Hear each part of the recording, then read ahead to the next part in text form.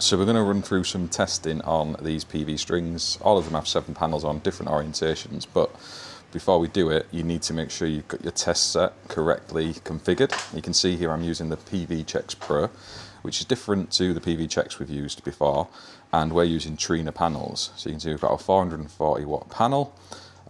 We have got our panel details in there with the VOC, the ISC and the temperature coefficient. So you can see you've got temp ISC, temp VOC. If we look on here, it gives you that on the data sheet. So you basically need to match up those bits into your test instrument. Otherwise, your readings will never produce a pass. So you've really got to put the work in with this yourself, understand what these are on the data sheet, all these different numbers, and get them into the test set. That is your first step. Your next step is to get the Solar 03 set up, and you can see there's 4 inputs on the bottom of here, and it shows you as soon as you turn it on what's going where. So we've got our Irradiance meter into the first terminal, which is this one. We've got our temperature sensor into this end one here, and that is done. The next step is to pair it up with the instrument.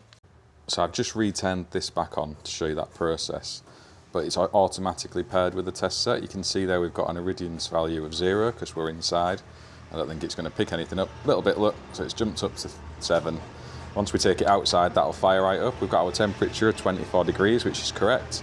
I'm currently showing no voltage because I haven't attached the probes into anything. We need to set the instrument up now in terms of the test you would like it to carry out based on the kit you're testing. So in this case here, we have got optimizers in play. So we want to make sure we are not doing an insulation resistance test. So I'll show you how you adjust that now. So when you're in the instrument, we'll come back to the main menu and I'll take you right in. You get all your options here. So we're going to go to the IVCK test. We press enter. We then need to press up and make sure we're setting all of this up here. So the number of modules in the string, we've got 7. Number of strings is 1.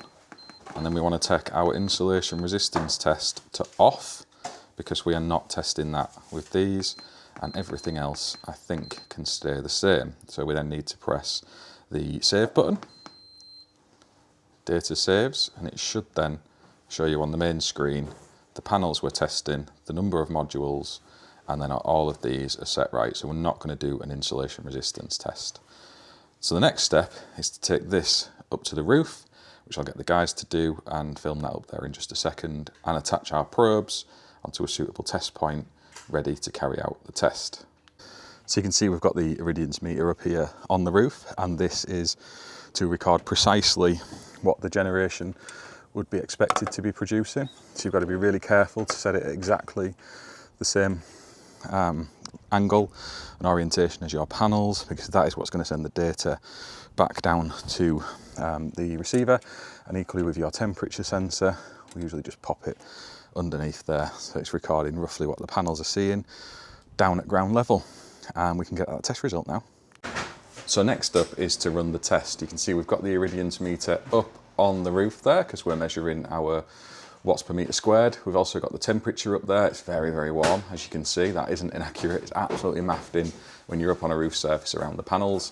And we've got our voltages. So I'm probed on to our pos and neg, if I can show you in there. And that is for the string that's on the south elevation. If I hit test, it will run that sequence. So it's doing our VOC, ISC, and the bond to earth. And you can see we have got an okay result, which is absolutely fantastic. I can take these probes away. And that is the IVCK test done. With this case, it's checked our voltages for standard test conditions. It's checked our current for standard test conditions. And it has checked the resistance continuity path between the earthed frames back to your earth point. Now, sometimes we're not earthing array framework, so that won't be applicable. And obviously when you've got optimizers, you cannot go mega in them. If this was just a basic string, we could have run the 1000 volt test as well. For insulation, is what we do is check our cable up to the roof to make sure that that is carrying the 1000 volts quite happily. And then the cabling, obviously between the optimizers and such, is what it is. They're doing a lot of that monitoring of themselves. And that's just the nature of the beast with that equipment. You start measuring it, they'll start going wrong. So we are where we are with that one. But I hope that's useful and has explained how to use the PVCheckS Pro in carrying out your IVCK test. And this does loads of other things as well. You can see you can find an insulation fault, If you want to just use it as a multimeter, you can do all of that.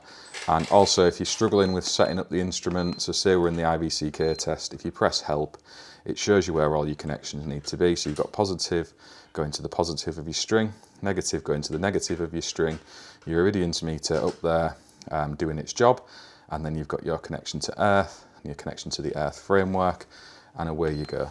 Like I say, the most important thing is setting up your panel parameters. If you don't do that, this will just produce not okay results until the death of time.